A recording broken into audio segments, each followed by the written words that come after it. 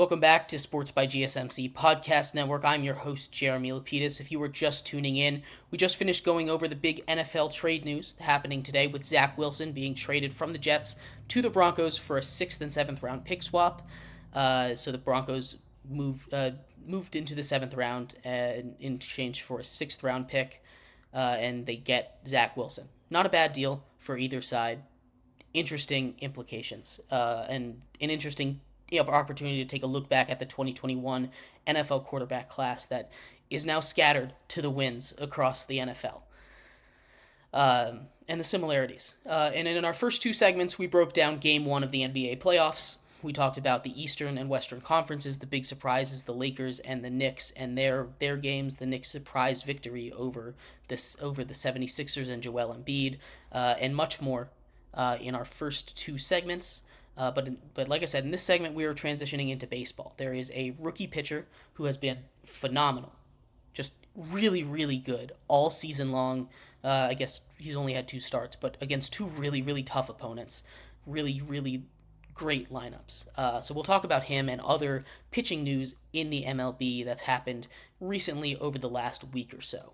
But before we do, remember, if you would like to be an even bigger part of the show than you already are, all you need to do is go to gsmcpodcast.net. Leave a tip or donation with a message. That message will pop up on the bottom of the screen for you, me, and everybody else around the world to see. We'll have a little discussion about what you have to say. That message, you can control what we talk about here on the show. Just need to leave a message at that link, gsmcpodcast.net. We appreciate anything that you do give. And we appreciate you, leaving a donation and spending your time with us today.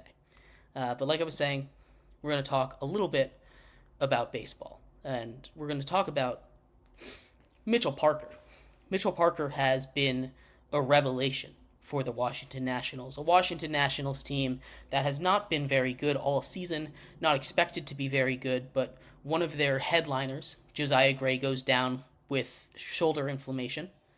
Another injury to pitchers. This one hasn't been as catastrophic as the rest of them. Goes on the 15-day IL, and Mitchell Parker, the number 21 prospect in the system, gets called up to replace him. His first game, no tall task, going against maybe the best lineup in all of baseball in the Los Angeles Dodgers.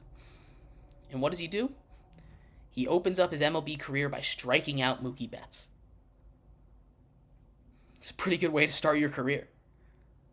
Gets a win against a Dodgers lineup including 3 MVPs, former MVPs, Mookie Betts, Freddie Freeman, Shohei Ohtani.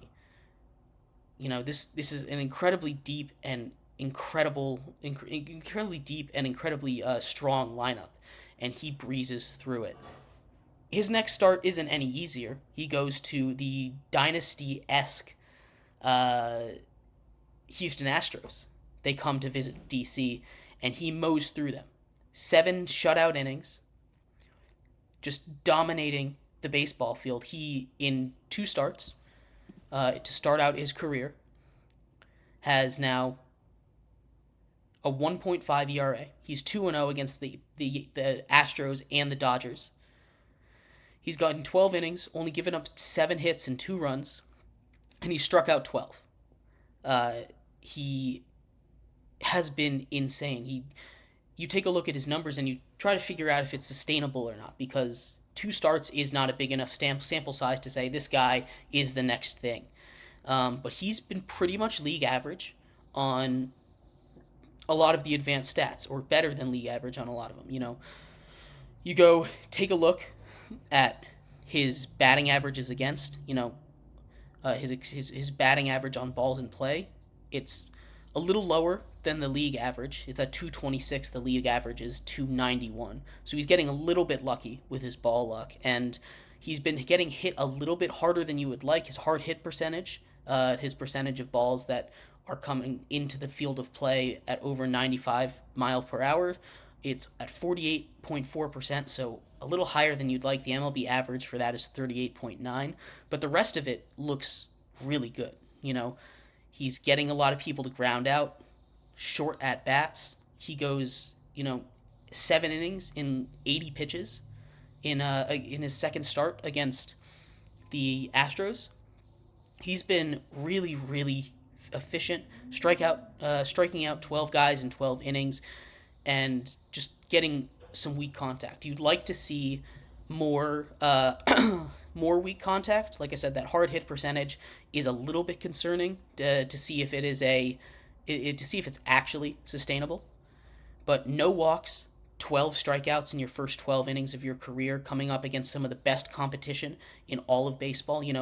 Just there's an all-star cast of hitters that he's faced. Like I already went through a couple: Shohei Ohtani, Freddie Freeman, Mookie Betts. Oh my gosh, excuse me, Jose Altuve, Yordan Alvarez. That's just five of the 18 guys that he's faced in his first two starts, and he's dominated. He's struck out all of them, every single one. He has been insane start to his rookie year.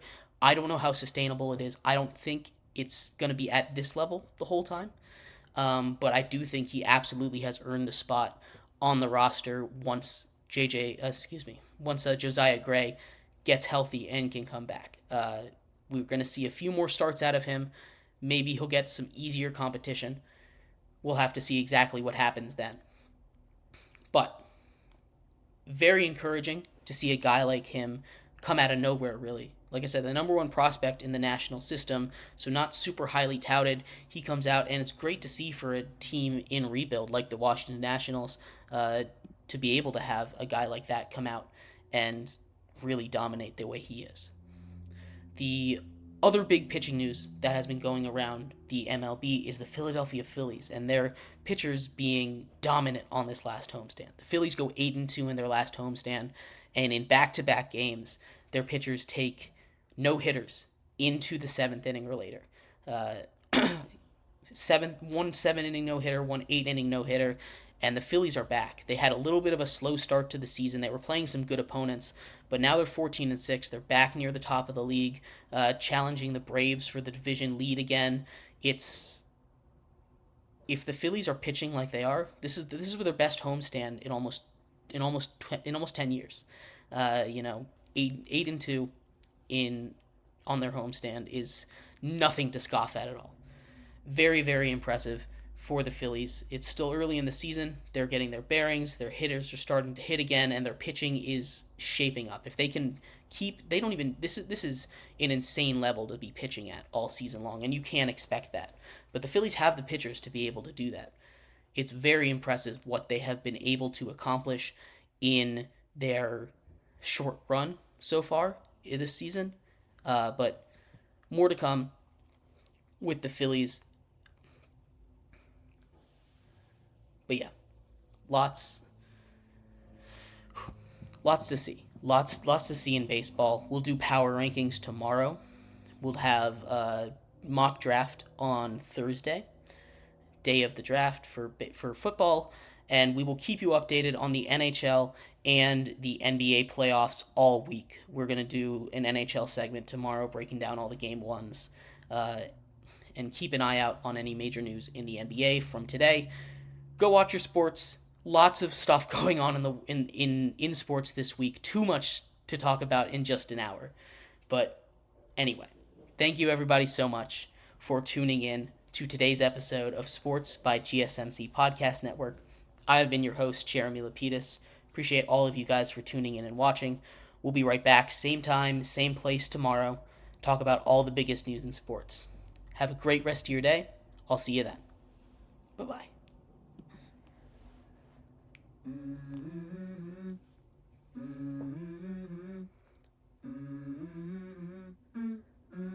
Let's go.